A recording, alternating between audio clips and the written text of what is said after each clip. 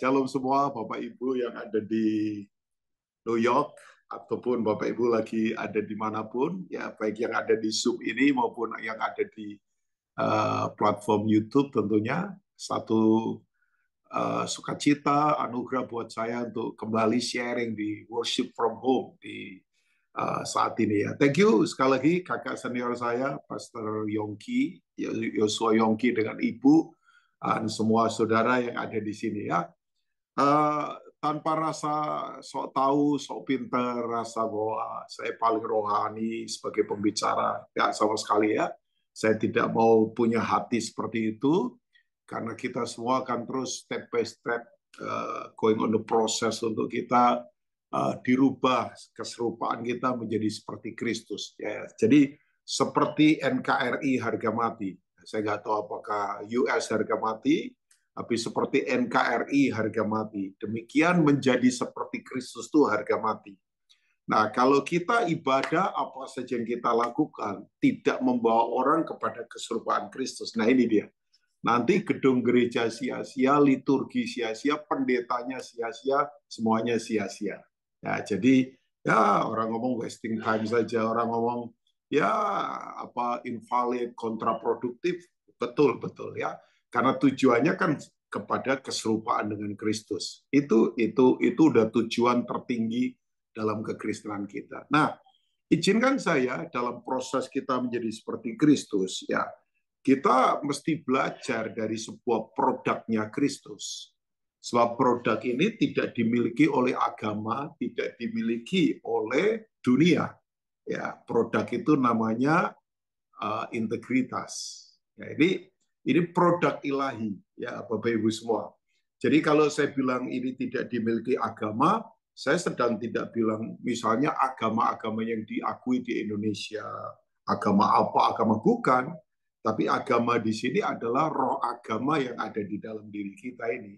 Nah, itu tuh. Jadi roh agamawi, misalnya seperti kemunafikan itu roh agamawi, karena mainnya di permukaan tapi nggak ada di kedalaman. Nah, itu kan roh agamawi. Makanya Yesus secara khusus, bayangkan, saking marahnya sama roh ini, dia kasih pasal khusus di itu tuh, Matthew chapter 23 misalnya. Matius 23 nanti Bapak Ibu baca saja ya. Dia kasih khusus untuk menyerang roh ini. Ini roh agamawi itu ya. Yang permukaannya bagus, ternyata dalamnya tulang belulang, ya kan?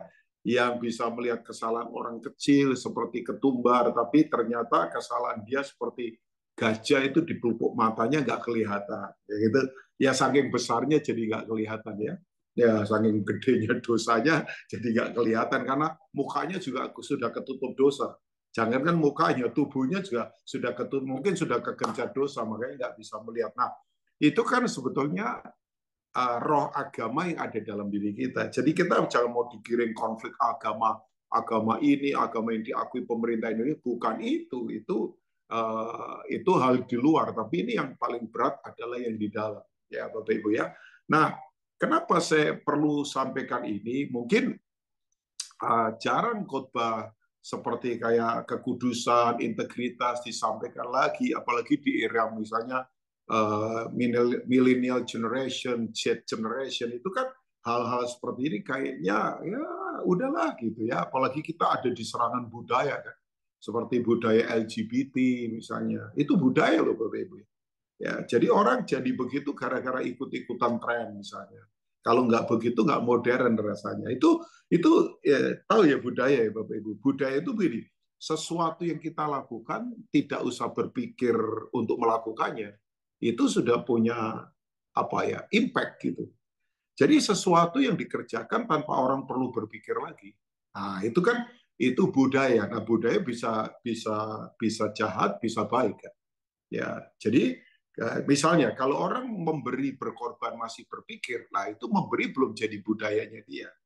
Ya, itu berarti tidak ada di sistemnya dia. Kan kita punya ya bisa saja budaya menjadi sebuah tradisi, tapi saya ngomong dalam konteks budaya yang memang kita lakukan dengan pengertian ya Bapak Ibu ya. Ya, tiap pagi orang misalnya punya rutin doa, kemudian apa ya baca firman, setelah itu ke kantor, itu kan sudah jadi sebuah budaya itu rutinitas kita ya, tapi mesti melakukannya dengan pengertian. Nah, integritas ini, Bapak Ibu ya, ini adalah produknya Yesus, produk ilahinya dia. Nah, saya ingin membawa kita, pengertiannya apa sih integritas itu sebetulnya? Integritas itu apa sih? Integritas itu sebetulnya begini, standar hidup yang tinggi sesuai firman Tuhan, yang lahir dari kode genetik seorang pribadi namanya Yesus, yang tidak menyerah pada keinginan sesaat atau menyerah pada suara mayoritas orang banyak. Nah, itu integritas. Ya, saya ulangi lagi ya. Integritas itu adalah standar hidup yang tinggi sesuai firman Tuhan, yang lahir dari kode genetik seorang pribadi namanya Yesus, yang tidak menyerah pada keinginan sesaat atau mayoritas suara orang banyak. Ya, jadi itu integritas. Jadi belum tentu suara orang banyak itu dari Tuhan. Ada orang berkata, ya ini zaman gila Pak, kalau nggak ikut tekan gila, kita nggak untung Pak. Nah itu kan suara mayoritas orang, banyak itu. Ya, padahal mayoritas minoritas kan bukan soal jumlah kan. Bapak Ibu perlu tahu ya, mayoritas minoritas itu soal sikap hati. Ya, saya bersama Tuhan itu mayoritas. God and I is majority. Jadi orang banyak kalau nggak ada Tuhan, ya itu minoritas betulnya. Kayak saya suka ngomong sama teman-teman di Indonesia, jangan merasa minoritas, jangan. Langit bumi punya siapa? Punya Tuhan. Indonesia milik siapa? Milik Tuhan. Kita siapanya Tuhan? Kita anak-anaknya. Yang bapak punya, anak punya enggak? Ya jelas. Kecuali anak yang memberontak kan? Ya kan? Nah itu sikap hati kan? Itu sebuah sikap hati yang di dalam. Majority atau minority is talking about our heart, ini soal hati kita, ini bukan soal jumlah, bukan, tapi asal Tuhan bersama saya itu udah mayoritas. Itu iyalah, dia pencipta langit bumi yang punya semuanya, is the king of kings, dia raja, semua pemerintahan tunduk pada dia. Nah, kembali kepada integritas ini. Nah, kita coba lihat 1 Petrus pasal yang kedua. Bapak Ibu coba lihat ayat yang ke-11 sampai ayat yang ke-12. Ya, thank you host sudah taruh itu di screen. Nah, ini dia. Saudara-saudaraku yang kekasih, aku menasihati kamu supaya sebagai pendatang dan perantau, kamu menjauhkan diri dari keinginan-keinginan daging yang berjuang melawan jiwa. Ayat 12. Ayat berikutnya, boleh ya. Milikilah ini cara hidup yang baik di tengah-tengah bangsa-bangsa bukan Yahudi, supaya apabila mereka memfitnah kamu sebagai orang durjana, mereka dapat melihatnya dari perbuatan-perbuatanmu yang baik dan memuliakan Allah pada hari Ia melawat mereka. Wah, ini powerful word ya. Oke, boleh ditutup host ya. Thank you ya. Nah, Bapak Ibu, Paulus mengingatkan sebenarnya kita ini semua kan perantau, ya bahasanya John Banyam ya, John Buyang itu John Bayang itu berkata kita ini itu tuh dalam bukunya Pilgrim's Progress, nggak tahu Bapak Ibu pernah baca buku ini atau tidak, itu perjalanan para musafir kan. Kita ini kan sekarang sedang melakukan perjalanan di bumi ini sampai nanti kepada kekekalan di langit dan bumi yang baru ya. Bapak Ibu semua, ini yang membuat kita tetap bersukacita karena melihat ujungnya. Jangan melihat sekarang, lihat ujungnya ke depan ya. In the future kita akan jadi seperti apa memerintah bersama Tuhan, itu ujungnya ke sana ya. Nah, Bapak Ibu dalam perjalanan kita ini, para perantau ini, ya tempat Bapak Ibu yang sesungguhnya yaitu nanti di kekekalan. Tapi jangan kemudian kita berkata, ya udah apatis Pak. Jangan, kita tetap terlibat. Karena begini, semua yang kita lakukan di alam fana itu akan menggema di kekekalan. Jadi Bapak Ibu, itu sebuah tanggung jawab yang akan kita yang akan kita mesti berhadapan dengan Tuhan ya. Nah, sebagai para pendatang ini ya, Petrus menasihati, kamu harus memiliki, nah ini dia, cara hidup yang baik. Kristen itu bukan cara kebaktian loh. Kristen bukan cara liturgi. Kristen itu cara hidup. Nah, itu tuh. Saya suka itu. Tapi yang baik. Nah, kata baik itu karakter kan. Itu karakternya Tuhan. Ya, makanya kredonya orang Israel, ya lagu-lagu yang pasti dinyanyikan kalau orang melahirkan, orang nikah, orang pesta apa gitu, pindahan tempat misalnya, selalu nyanyiannya adalah sebab Tuhan itu baik, bahwasanya untuk apa? Kasih setianya untuk selama-lamanya. Itu selalu itu menjadi sebuah apa ya, kayak lagu kredonya orang-orang Ibrani, orang Israel itu selalu begitu. Ya, sebab Tuhan baik, bahwasanya untuk selama-lamanya kasih setianya. Nah, Bapak Ibu, ini background ayat ini kalau Bapak Ibu pelajari ini sebetulnya nggak gampang ini. Jadi ceritanya kan begini. Orang Kristen dianiaya oleh aliran Yudaism. Orang Yahudi yang tidak percaya Yesus. Ya kan? Yang menganut yaitu liturgi hukum Taurat lah ya, tapi jadi agamawi. Nah, kemudian apa yang terjadi? Orang Yahudi sendiri kemudian dianiaya oleh orang Roma. Pada puncaknya tahun 70 Masehi, ya ini, itu 40 tahun setelah Yesus naik ke surga, kan Yesus pernah ditanya sama murid-muridnya, keren ya itu temple itu kan second temple yang dibangun di eranya Ezra Zerubabel ya. First temple itu eranya Salomo, dihancurkan oleh Nebukadnezar, kemudian Kores menyuruh mereka pulang setelah 70 tahun ditawan di Babilonia. Dalam perjalanan bangun lagi itu apa namanya, Bait Allah yang kedua yang disebut dengan itu tuh eranya Zerubabel, kemudian Nehemia. Kalau Bapak Ibu baca kitab-kitab itu Bapak Ibu bisa ngerti, oh begitu ya. Nah, kemudian setelah Yesus berkata, kamu lihat ya, nanti nih bangunan ini satu batu pun nggak akan terletak di batu yang lain. Benar, 40 tahun kemudian, karena Yesus kan naik ke surga 30 Masehi, 40 tahun kemudian, tahun 70, Israel, Yerusalem dihancurkan totally sama Raja Titus. Nah, sejak itu mereka diaspora itu, Bapak Ibu. Wah, nyebar kemana-mana. Ya, 1000 tahun lebih hilang. Tiba-tiba 14 Mei 1948, Israel merdeka. Makanya PBB itu kalau ngurusi Israel paling pusing. Sebab ini bukan ranah manusia lagi, ini ranahnya ilahi sudah.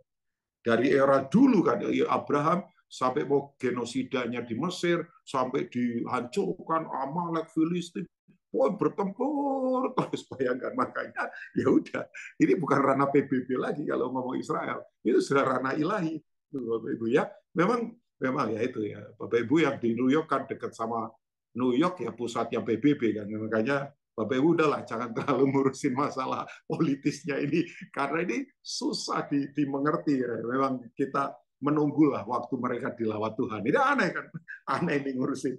Memang ini bangsa luar biasa ya Bapak Ibu. Oke, nah Bapak Ibu begini, waktu kemudian dihancurkan itu menurut catatan Josephus Flavius, itu sejarawannya Israel. Kalau Bapak Ibu tahu ya, kalau pernah ke Israel pasti nama orang ini selalu kayak lokalnya kasih tahu, Josephus Flavius. Itu memang ahli sejarahnya Israel, berkata ini, itu kira-kira lebih dari puluhan ribu orang terbantai, terbunuh, sampai god-godnya Israel itu saluran air itu darah semua.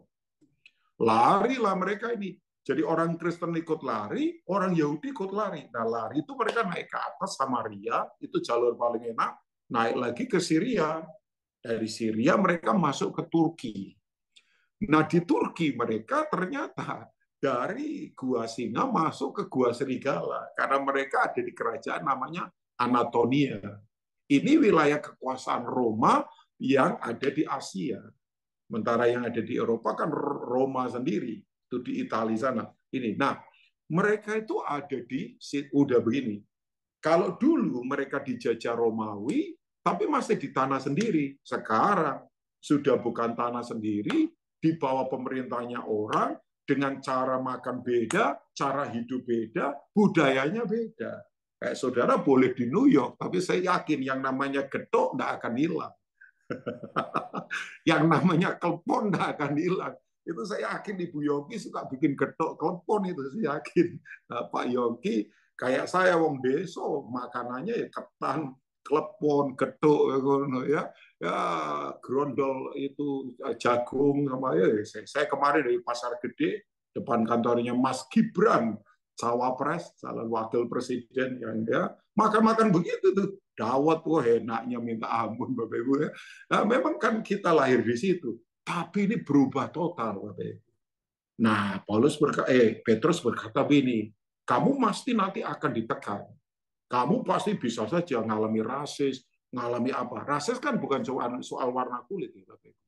Ya, bisa saja karena kamu nggak punya, ketemu orang yang punya, kamu bisa dijadikan itu. Rasis itu kan nggak cuma warna kulit, tapi apa saja bisa jadi rasis. Ya kan? Ada orang yang hanya bisa ngumpul sama orang yang dianggap standarnya dia, itu bisa rasis, Bapak Ibu. Nggak bisa bergaul dengan yang lain. Nah, itu kan bisa saja spirit begini. Ini kan evil spirit ya, Bapak Ibu. Tapi Petrus berkata begini, nggak apa-apa, tapi tolong kamu buktikan dengan cara hidup. Supaya kalau mereka itu fitnah kamu nggak usah debat. Kita nggak usah berteori lah. Ya, tapi tunjukkan saja dengan cara hidupmu yang memang punya integritas. Gitu. Ya kan? Karena integritas itu begini, Bapak Ibu. Orang itu kalau punya integritas itu paling aman sudah. Karena apa yang di dalam dan di luar itu sama, nggak ada bedanya. Ya kan? Bapak Ibu setuju atau tidak? Kita ini kan sekarang berhadapan dengan penyembahan berhala. Kalau saya bilang berhala, atau ya berhala itu sistem nilai di mana sesuatu sudah melebihi Tuhan. Misalnya uang bisa jadi berhala.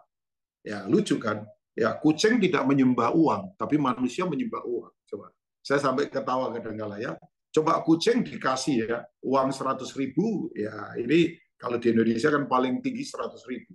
Sama dikasih kepala bandeng yang nggak ada dagingnya, pasti dia pilih kepala bandeng. Jadi kucing aja nggak doyan uang, ya kan? Nah, ini saya suka bercanda. Yang lucu lagi, dunia itu menganggap uang itu hanya barang komoditas. Orang Kristen menganggap uang sebagai tujuan berkat. Loh, uang kan buat dunia itu diperdagangkan dalam bentuk saham, dalam bentuk falas, apa saja lah namanya terserah. Mungkin Bapak Ibu ada yang main-main itu, ada yang kerja di begitu. Oke, maksud saya begini, dunia menganggap itu komoditas, sementara orang Kristen yang nggak dewasa ya, menganggap itu tujuan berkat. Nah, kita itu banyak menghadapi berhala, macam-macam berhala ya. Nah, ciri penyembahan berhala tahu ya, selalu kalau ada berhala pasti ada 3 ciri. Yang pertama kemiskinan, pasti. Saya ke daerah-daerah yang penyembahan berhalanya tinggi, kemiskinan luar biasa. Nah, kalau saya bilang miskin, ini soal mental, Bapak Ibu. Karena banyak orang duitnya banyak, tapi tetap tamak. Itu miskin. Duitnya banyak, tapi pelitnya minta ampun. Ah, itu miskin. Ya, saya kurang biasa, Bapak Ibu, tapi miskin enggak. Saya enggak miskin. Ya, kurang biasa supaya ngandelin Tuhan. Tapi miskin enggak, karena saya tidak ada di sistem miskin. Orang Bapak Ibu yang ada di NYC ini, kok NYC, BMC, NYC, BNC New York ini tidak miskin kalau saudara ada di kerajaan yang tidak tergoncangkan. Yang setuju katakan amin. Nah, tapi itu tadi Bapak Ibu ya, di mana ada penyembahan berhala ada miskin. Tapi di mana ada penyembahan berhala, nah ini dia. Yang kedua ada percabulan pasti. Ya, pria kalau sukses duitnya banyak, pasti larinya ke tempat-tempat yang nggak jelas. Itu udah pasti, Bapak Ibu. Yang berikutnya lagi, nah ini yang saya soroti. Di mana ada penyembahan berhala, selalu banyak orang gila. Pasti banyak orang gila. Ya, kalau saya bilang gila itu nggak cuma lari telanjang di depan rumah, Bapak Ibu. Itu bukan gila lagi, itu gemblung, Bapak Ibu. Itu edan kuadrat gitu namanya. Ya, gemblung Pak Yogi ketawa itu istilah itu gilanya udah kuadrat ya. Tapi begini Bapak Ibu, ini begini. Kalau orang mulut, hati dan tindakan sudah beda, nah itu sudah gila sebetulnya. Nah, itu tuh. Jadi memang integritas ini Bapak Ibu, memang integritas itu begini, ada banyak orang atau sedikit orang atau nggak ada orang tetap sama. Kan ada orang begini, banyak orang berubahnya banyak, sedikit orang sedikit berubahnya. Begitu nggak ada orang, jahatnya minta ampun.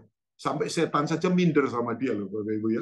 Loh, ini saya nggak pernah lakukan, kok dia lakukan misalnya ya. Ya, provokatornya tetap setan. Maksud saya, itu dia. Jadi orang yang punya integritas itu memang aman. Karena dia hidup apa adanya. Bukan ada apa-apanya.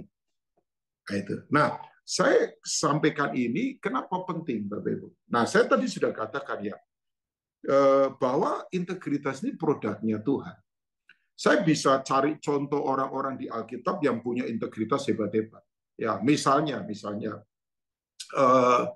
Mungkin Bapak Ibu pernah dengar orang namanya, sebentar,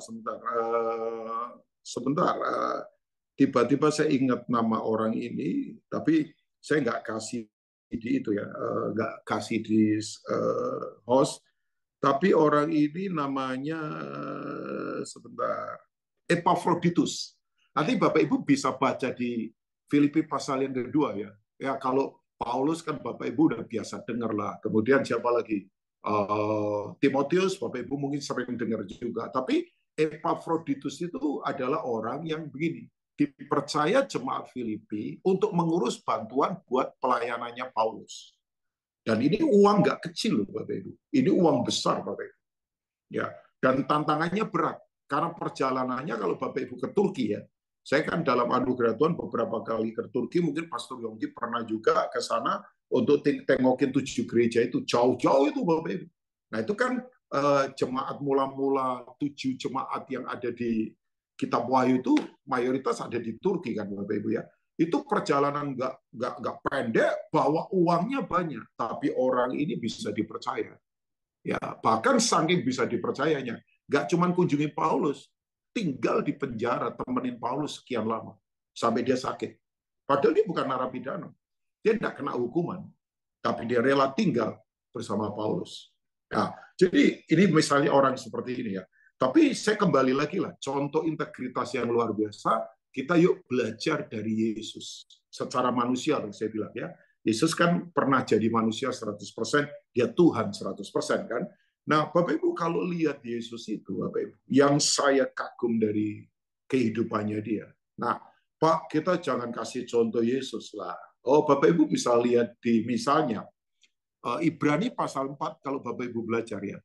Imam besar yang kita miliki, tahu imam besar ya? Imam besar itu pioneer, pelopor. Ya, jadi pelopor itu kan begini Bapak Ibu. Kita mau kemana, dia sudah ada pernah ke sana dan dia sudah ada di sana. Ya, makanya nama Tuhan itu salah satunya tahu ya, Jehovah Shammah. Kalau Jehovah Nisi kan the Lord Reign. Kalau Jehovah Rafa itu dia adalah penyembuh, ya our healer. Kalau Jehovah Jireh dia adalah our provider, ya kan? Itu. Tapi kalau Jehovah Shammah itu artinya apa? Jehovah Shammah itu adalah God is there. Ya, jadi Bapak Ibu gak usah takut. Hari esok Tuhan sudah ada di sana. Minggu depan Tuhan sudah ada di sana. Tahun depan Tuhan sudah ada di sana. Ujung tahun nanti Tuhan sudah ada di sana. Jadi tidak usah khawatir Bapak Ibu. Untuk bisnis itu apapun, God is there. Tuhan sudah ada di sana. Sebab dia pelopor. Dia sudah mendahului kita. Nah, imam besar yang kita miliki, Ibrani berkata begini, imam besar yang bukan tidak pernah merasakan yang kita rasakan. Dia pernah dicobai, tapi dia tidak berbuat dosa. Jadi kalau Bapak Ibu ada berkata, Pak, saya dikhianati, saya sekarang lagi berat, saya lagi ditekan, saya lagi mengalami kesakitan. Dia pernah mengalami semua, Bapak Ibu ya. Ya, tapi dia tidak berbuat dosa. Nah, kenapa saya kemudian sangat diberkati dengan cara hidupnya Yesus? Bayangkan ini yang saya kagumnya luar biasa. Musuh-musuhnya, bayangkan. Ya, Yesus nggak punya musuh ya, maksud saya ini orang-orang yang nggak suka sama dia, ahli Taurat, orang Farisi, itu datang sambil berkata begini, Bapak Ibu, ampun luar biasa. Kami tahu engkau itu orang yang jujur, yang mengajar di jalan Allah dengan tidak takut pada siapapun karena engkau tidak cari muka. Coba. Ini statement ini lahir dari orang-orang yang tidak suka sama pengajarannya. Ya, coba. Jadi kami tahu engkau itu orang yang benar, orang yang jujur, yang mengajar jalan Tuhan dengan tidak mencari muka karena engkau tidak takut pada siapapun. Oke, saya kasih contoh lagi. Bapak Ibu tahu nggak, para penguasa Romawi kalau interogasi orang, itu nggak main-main Bapak Ibu. Itu interogasi itu sampai orangnya betul-betul stresnya luar biasa. Karena dia akan pakai segala cara supaya orang itu ngaku. Tahu nggak? Waktu Yesus di hadapan Pilatus. Pilatus itu loh, keluarkan Yesus sambil ya itu keluar kayak Bapak Ibu tahu ya di bangunan Roma itu kan modelnya gedung tinggi, terus ada jendela. Di jendelanya itu kan ada space di mana orang pemimpin bisa berdiri kan.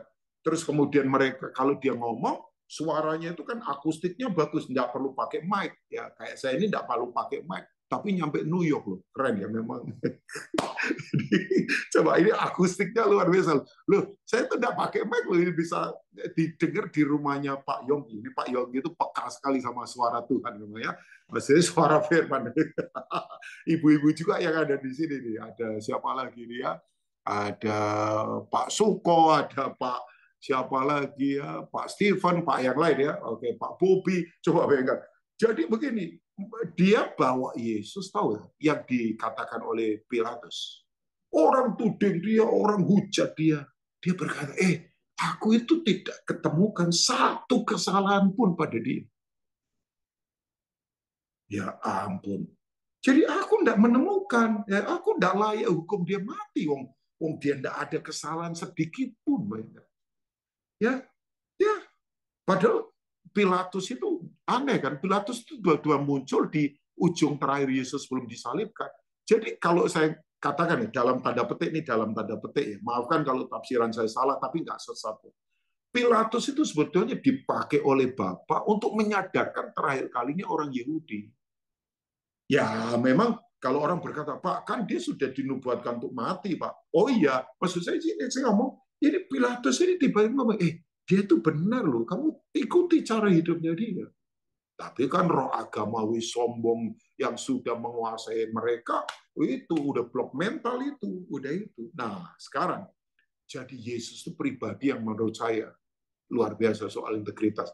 Nah, saya coba melihat Yohanes 14 ayat 30. Ini yang dikatakan, Bapak Ibu. Coba John chapter 14, kita lihat verse 20. Oke. Ya, ini dia. Tidak banyak lagi aku berkata-kata dengan kamu, sebab penguasa dunia ini datang, dan ia tidak berkuasa sedikitpun atas diriku. Yang percaya dengan firman katakan amin, Bapak Ibu. Ayo, coba. Jadi begini ternyata, bahwa ini dia. Yesus berkata begini, penguasa dunia ini sistem kegelapan. Itu datang, tapi dia tidak berkuasa. Karena apa? Tidak ada produk setan di dalam dirinya Yesus. Ya, makanya ini yang disebut. Nah, Yesus itu pakai bahasa integritas kan gini, kemurnian hati, ketulusan hati. Maaf ya, cari orang tulus memang susah sekarang. Langka, asli. Saya makanya, saya belajar terus, hidup tulus saja lah udah. Memang susah cari orang tulus. Yang parah lagi sekarang, orang pakai ketulusan untuk menguntungkan dirinya. Nah itu bukan tulus, itu bulus namanya itu Bapak Ibu ya. Udah, ya T-nya diganti B. Jadi ketulusan dipakai untuk menguntungkan dirinya sendiri. Jangan, orang tulus itu nggak begitu. Kepentingannya kepentingan Tuhan. Ya, nah Yesus pakai kata itu, murni hati, the clean heart. Bapak Ibu tahu nggak kemurnian hati? Murni hati itu berasal dari kata tahor. Dari kata itu muncul kata tahir. Dari kata nazar muncul kata nazir. Makanya janji yang ditepati nazar, dia layak jadi pelayan Tuhan. Makanya kalau orang hatinya tulus, tahor, dia pasti sembuh tahir. Tahor ke tahir, nazar ke nazir. Ya, nah itu tuh. Itu kan stepnya begitu Bapak Ibu. Nah, begini Bapak Ibu, ternyata memang tidak ada produk setan di dalamnya Yesus. Jadi begini, kenapa saya kok penting katakan apa namanya integritas? Karena dunia itu tuntut cermati awasi kita soal ini. Sebab dunia nggak punya ini. Duit dunia punya, barang dunia punya, tapi ini dunia nggak punya. Makanya Bapak Ibu jangan marah kalau orang Kristen itu dituntut tinggi. Misalnya ada orang berkata, katanya pebisnis Kristen, kok begitu? Katanya pelayanan di gereja, kok kelakuannya begitu? Katanya keluarga Kristen, kok berantakan begitu? Jadi kita itu memang dituntut, diawasi, dicermati dunia, karena dunia itu mau belajar tidak memiliki itu. Itu kalau bahasa akuntingnya tahu Bapak Ibu. Angkanya dicermati, satu titik pun, satu rupiah pun nggak akan hilang. Itu namanya scrutinize itu kan. Ya, seperti akunting, kalau Bapak Ibu di sini akunting, itu cermati angka begitu cermat. Nggak boleh ada yang meleset. Wah, memang saya berkata ini kekristenan. Ya, ini kekristenan Bapak Ibu. Nah, sekarang bagaimana praktisnya sih? melakukan atau mempraktekkan integritas sesuai 1 Petrus 2 ayat 12 tadi. Milikilah cara hidup yang baik di tengah-tengah orang-orang yang bukan Yahudi, supaya apabila mereka memfitnah kamu, ya mereka akan melihat perbuatan-perbuatanmu yang baik dan memuliakan Tuhan pada hari Ia melawat mereka. Ya, saya percaya begini, orang ngomong kebenaran, orang lain bisa tutup telinga. Tapi orang lakukan kebenaran, orang lain tidak bisa tutup mata. Saya ulangi ya, orang ngomong kebenaran, orang bisa tutup telinga, nggak apa-apa, nggak apa-apa. Bapak Ibu kalau lagi nginjil, orang tutup telinga nggak apa-apa, jangan marah. Tapi kalau kita praktekkan firman lewat cara hidup kita, orang tidak bisa tutup mata. Matanya akan terbuka melihat siapa Tuhan. Itu maksud saya itu, Bapak Ibu ya. Jadi udahlah, kalau ngomong teori, ya kita di era medsos, sekarang tahu nggak Bapak Ibu? Ada orang cuma membaca, dimuridkan medsos, udah rasanya kayak mengerti, kayak pinter banget, padahal nggak mengerti apa-apa. Pak Yongki, saya kasih saran, jangan tertipu dengan yang beginian. Orang pikir dari informasi kita dapat banyak, orang rasa pinter. Enggak lah, belum tentu mengerti dia, belum tentu. Karena kalau nggak praktek kebenaran, nggak akan mengerti. Oh iya, iya, iya, iya. Saya ngalami lah sekian puluh tahun pelayanan. Saya pikir saya sudah pinter, enggak ternyata. Makin nggak tahu apa-apa kalau tidak praktekkan kebenaran. Asli, asli. Ulang tahun saya ke-50 sekian tahun yang lalu, orang tanya, wah 50 tahun ya, selamat ya. Kamu makin pinter. Saya bilang, saya makin bodoh. Kalau saya tidak praktek firman, asli saya bodoh. Saya nggak tahu apa-apa. Asli itu. Iyalah, orang bilang, kamu kan lama pelayanan, kamu banyak baca buku, kamu banyak bergaul dengan orang-orang. No, no, no, no. Nggak penting itu saya bilang. Kalau saya tidak praktekkan firman, nothing.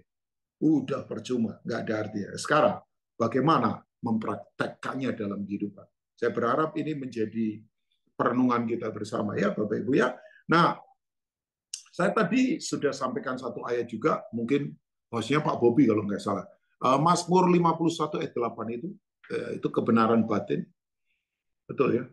Nah ini, sesungguhnya engkau berkenan akan kebenaran dalam batin, dan dengan diam-diam engkau memberitahukan hikmat kepadaku. Nah itu. Jadi kebenarannya itu ada di dalam. Ya, makanya orang seperti ini, yaitu ya hikmat tahu ya Bapak Ibu ya. Hikmat itu tuh berasal dari kata Sofia, ide dasar pemikirannya Tuhan yang termanifestasi dalam cara hidup. Makanya hikmat itu pola hidup. Ya, saya nggak kasih ayatnya, tapi Bapak Ibu cek aja Yakobus 3 ayat 17 sampai 18. Hikmat yang dari atas pertama-tama murni, pendamai, peramah, tidak munafik, tidak memihak. Nah, itu tuh, berbuah kebenaran. Nah, hikmat itu pola hidup, bukan teori. Ya, makanya orang punya hikmat, punya strategi, orang punya strategi akan memenangkan pertempuran, orang menang dalam pertempuran tidak akan dikalahkan. Kenapa dikalahkan? Karena dikalahkan dalam pertempuran. Kenapa? Karena itu, karena dia tidak punya strategi, karena nggak punya hikmat. Saudara kalau punya hikmat, saudara punya strategi, saudara akan bertindak dengan tajam, makanya kemudian hasilnya begitu luar biasa. Orang berhikmat selalu begini, jadi orang tepat di tempat yang tepat, di waktu yang tepat, ketemu orang yang tepat, berkata-kata tepat, melakukan hal yang tepat, dengan strategi tepat, hasilnya tepat, Tuhan dimuliakan. Itu hikmat. Hikmat itu selalu memanifestasikan karakter Kristus. Ya, ingat ya, Salomo waktu pertama dilantik menjadi raja dari sebuah kerajaan besar dengan ribuan triliun aset yang ditinggalkan oleh bapaknya. Menurut penafsir Alkitab, dia bangun tempel saja 1.700 triliun. Itu baru bait Allah. Belum istananya. Jadi kuayanya minta ampun itu Salomo. Kuaya asli, kuaya sekali. Ya, kayanya minta ampun. Ya memang kan ini kerajaan yang akan mempersiapkan Mesias lahir, jadi harus kaya. Ya kan, ini orang-orang top semua. Tahu Bapak Ibu, begitu dia turun dari Gunung Gibeon tempat dia menyembah, yang dihadapi apa? Kasus peli.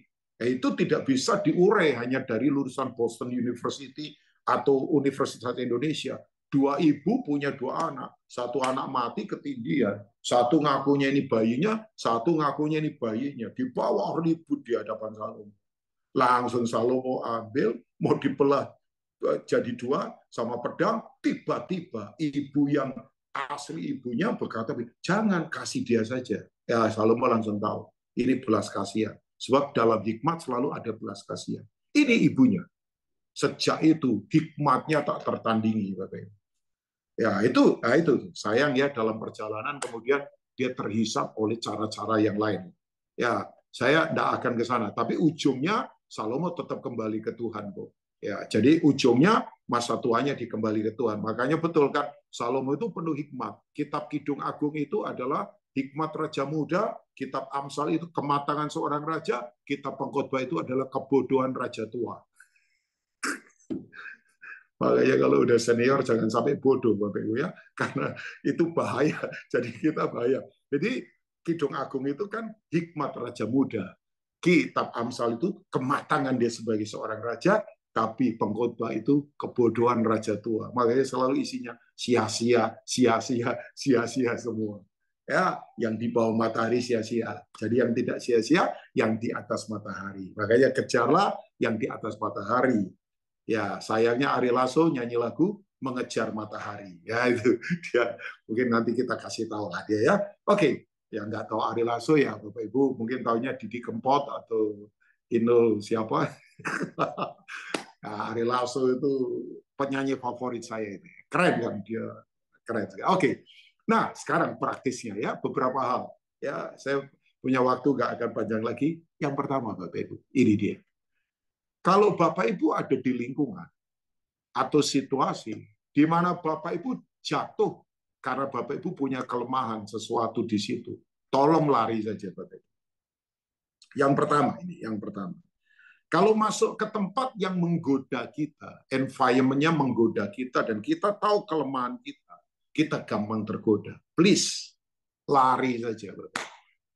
Jangan sampai kita kemudian main-main di area itu. Ada orang lemahnya di seks, ada orang lemahnya di sombong, ada orang lemahnya di uang. Coba Bapak Ibu. Betul-betul kita itu harus cermati kelemahan kita. Saya tahu kelemahan saya. Ya, saya tidak mau main-main di kelemahan saya. Yalah, pria salah satu kelemahannya itu ada di mata. Makanya saya kalau lihat ya pria jalan di mall pakai ribbon yang kacamatanya hitam, saya tahu itu pasti lagi celingak-celinguk itu pasti. Celingak-celinguk. Pasti lagi lirik-lirik siapa yang nggak jelas ya supaya nggak ketahuan istrinya. Lawang di mall pakai kacamata hitam. Nggak ada minus modelnya hitam Bapak Ibu. Pasti itu lagi pakai alat terselubung untuk bisa lirik-lirik orang supaya nggak ketahuan Bapak Ibu ya. Nah, maksud saya begini, tolong di tempat di mana itu menggoda kita dan kita lemah di sisi itu, please lari. Ingat Yusuf? Ya, Yusuf kurang apa? Kuat loh Bapak Ibu. Oh iyalah, kalau Yusuf salah itu saya tidak akan salahkan dia. Iyalah, dibuang sama keluarga. Nggak ada Bethany New York, nggak ada Bethany Miracle New York, nggak ada. Coba, nggak ada Komsel kayak kita, nggak ada Zoom. Alone, sendirian, stand alone. Nah, karena kalau ada orang berkata, nggak mungkin lah kita di tengah lingkungan yang humanisme begini, yang bobrok begini, hidup kudus. Hang on, lihat Yusuf, lihat Daniel. Lihat, ada contoh-contoh. Itu kan kalau kita memberi contoh orang-orang yang tetap punya integritas. Satu kali rumah dibuat sepi sama istrinya Potifar. Tahu istri Potifar? Kepala istana. Kalau sekarang ini komandan apalah, kepala istana. Iya kan? Nah istrinya pejabat begini, duit banyak, nggak ada kerjaan. Ya kerjaannya manicure, medicure, cure-cure apa, ditarik-tarik, estetika, dipijet-pijet, selim. Cantiknya minta ampun. Saya nggak tahu ini. Ini udahlah drama Korea semua lah. Saya nggak mau kemana-mana ya. Ini kalau di Amerika film apa ini? X apa triple X atau apa? Udahlah gitu. Nah, tahulah pakai pakaian yang menerawang atau apa. Wih, Yusuf bayangkan begitu ada di situasi itu lari, lari, asli lari, lari. Tapi jangan lari mendekat loh, lari menjauh Bapak Ibu ya. Ya kalau lari mendekat sama saja, jubahnya ditarik, copot. Baguslah, jubah Mesirnya dicopot. Sebab Tuhan tidak mau dia pakai jubah Mesir kan seperti itu. Harus jubah kemuliaan. Iya, iya dong. Jubahnya dicopot itu jubah keren itu, jubah kepala pengawal istana. Itu keren, dia ada di posisi hebat. uang yang pegang dia, semua di rumah yang pegang dia, urusan administrasi dia. Tapi Tuhan belum selesai kan. Ya, dicoba, dia lari. Ya, saya nggak tahu yang menggoda Bapak Ibu apa. Ciri manusia akhir zaman, 2 Timotius 3 ayat yang pertama, boleh tampilkan Pak Bobi. Pak Yongki, saya masih bisa ada waktu sebentar atau ketahuilah bahwa pada hari-hari terakhir akan datang masa yang sukar. Ayat yang kedua bagian A saja. Ya, ayat yang kedua. Manusia akan mencintai dirinya sendiri dan menjadi apa? Hamba uang. Ya, boleh ditutup lagi. Pak Bobi, thank you. Pak Yongki masih bisa ada waktu kah? Atau masih ya? Oke. Sebentar lagi saya akan selesai. Bapak Ibu sebentar ya. Maafkan saya jadi membuat Bapak Ibu agak larut jadinya di New York ya. Tahu Bapak Ibu, salah satu ciri manusia akhir zaman itu adalah egosentris. Bahasa kerennya narsis. Kita jangan berani bilang begini, aku memang narsis, Pak. Jangan. Please, jangan. Itu serius banget. Tahu narsis, Bapak? Narsis itu kan dari legenda Yunani. Yaitu dewa yang ganteng banget dikutuk karena tidak mau nikah sama orang yang dia jodohkan. Jadi akhirnya dikutuk sama dewa senior. Ini legenda. Kamu akan mencintai dirimu selamanya. Dan kamu akan tenggelam di sana. Oh, ganteng ini. Sampai satu kali dia bercermin, wah kok ganteng aku ya? Aku. Itu bahasa Italianya centro di gravita permanente. Aduh, jangan tanya yang lain ya, saya hafalan itu Bapak Ibu ya. Bapak Ibu tahu centro menjadi pusat perhatian permanen. Centro di gravita permanente. Bapak Ibu satu kali dia di danau, danaunya bening airnya tapi dalam. Begitu dia ngaca, lihat wajahnya. Wih, gantengnya gua ya. Wah, kerennya aku. Dia kejar dirinya masuk ke dalam. Sampai kemudian dia mati. Nah, orang yang egois itu orang yang tenggelam dalam keegoisannya. Nah, saya nggak tahu kelemahan kita ada di situ. Kalau nggak dipuji rasanya gimana gitu. Cari perhatian terus. Please. Lari dari yang begituan. Nggak perlu pamer apapun, pamer karunia, pamer barang, pamer gelar, pamer ini loh, gua sukses. Udah nggak usah. Lari saja dari situ. Ya, jangan terpenjara ya. Kita orang merdeka. Bapak Ibu yang ada di Bethany, Bethany New York ini, bukan budak. Kita semua orang merdeka. Identitas kita ada dalam Yesus Kristus. Yang berikutnya lagi, Bapak Ibu. Nah, ini yang berikutnya lagi. Ya, ini dia. Mungkin agak sedikit praktis ya. Bapak Ibu yang punya atasan, punya bos, atau kalau sekarang di Bethany Miracle New York ini kan gembala Pak Yongki di sini. Ya, senior pastornya ada lagi Pak Lukas, Pastor Lukas. Saya beritahu, pemimpin bisa salah, orang atasan kita bisa salah. Ya, mungkin kita di atasnya di pekerjaan ada siapa. Tapi please Bapak Ibu, rasa respect jangan sampai hilang dalam kehidupan. Itu saya tahu ini nggak gampang, Bapak Ibu. Oh, Pak Rubin berarti anti kritik. Bukan. Bapak Ibu mengkritik boleh, tapi dengan situasi hati yang benar, yang tujuannya bukan menghancurkan, tapi selalu membangun. Ya, saya kasih contoh ya. Berapa kali sebetulnya Daud punya kesempatan membunuh Saul? Sering banget. Satu kali puncaknya lucu. Saul lagi buang hajat. Buang hajat nggak mungkin bawa pedang lah Bapak Ibu. Lagi buang hajat. Kan ini konsentrasinya ke pedang nggak keluar itu yang di dalam kan. Tahu Bapak Ibu. Daud itu kan sampai kemudian gunting puncak jubahnya Saul. Tapi dia berkata begini, aku tidak berhak untuk mengusik orang yang diurap itu. Ya, jadi begini. Karena begini, rasa hormat sekarang mulai hilang ya. Ya, sama yang lebih tua udah nggak hormat. Ya, memang juga saya harus kasih keseimbangannya ya. Tolong orang-orang tua juga jangan sakiti anak-anak.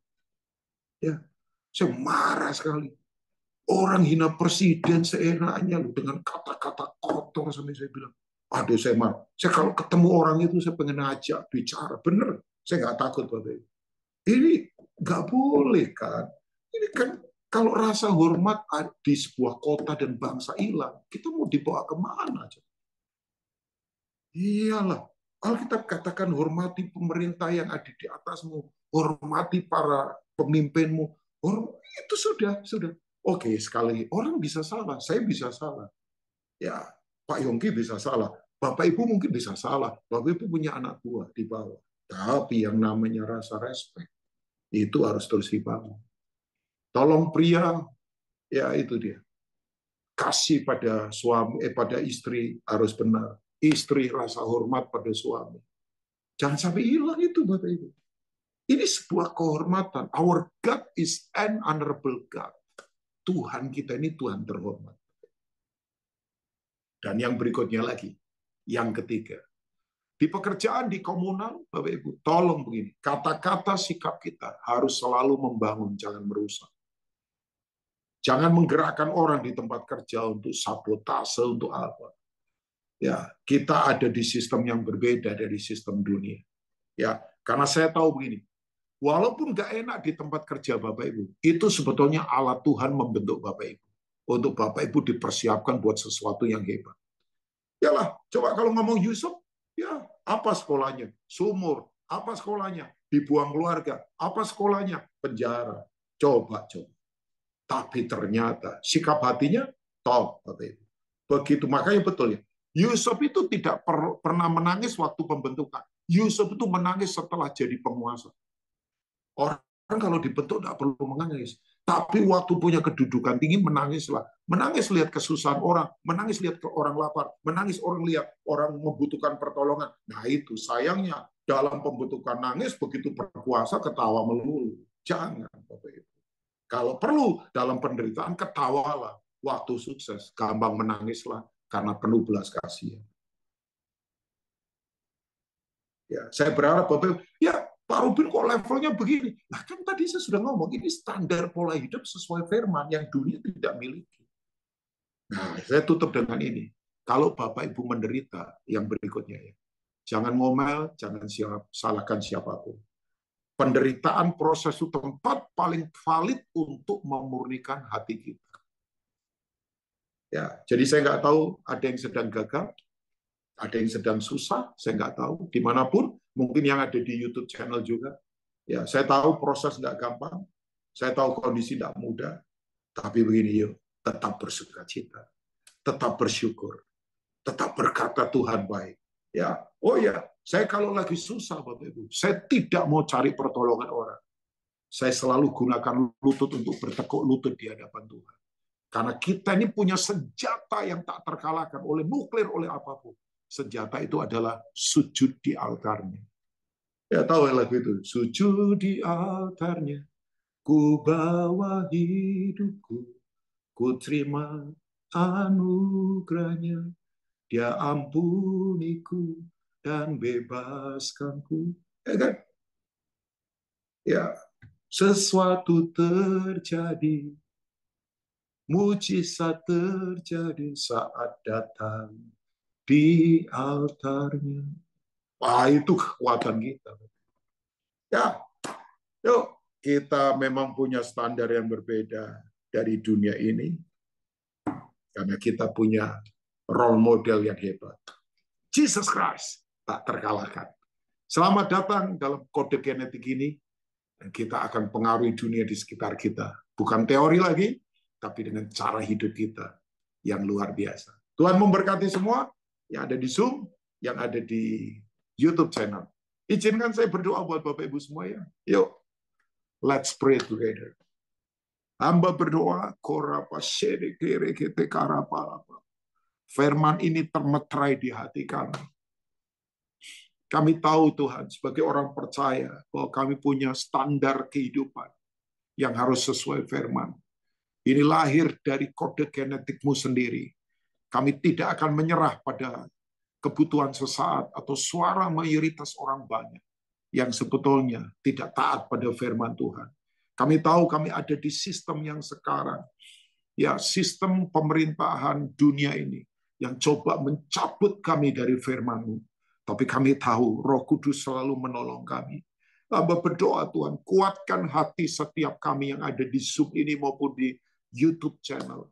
Hamba tahu bahwa pertempuran tidak gampang. tapi kami mau tetap melekat kepada Tuhan. Engkau satu-satunya harapan kami. Engkau satu-satunya rasa cinta kami yang tidak akan pudar oleh apapun, sebab Engkau mengasihi kami dengan cara begitu luar biasa. Tuhan berkati hari ini yang susah, please hiburkan kami. Hari ini yang jatuh, angkat kami kembali. Hari ini yang sedang mengalami tekanan, Tuhan menguatkan kami untuk tetap setia sampai kami finishing well. Kami menyelesaikan semuanya dengan kekuatan Tuhan. Berkati Bethany Miracle New York ini, ya berkati Pastor Yongki dengan Ibu, berkati para diaken, berkati semua kami. Biar firman ini menguatkan setiap kami. Kami tetap hidup mengasihi Tuhan demi dan bagi kemuliaan Tuhan Yesus. Haleluya. Amin.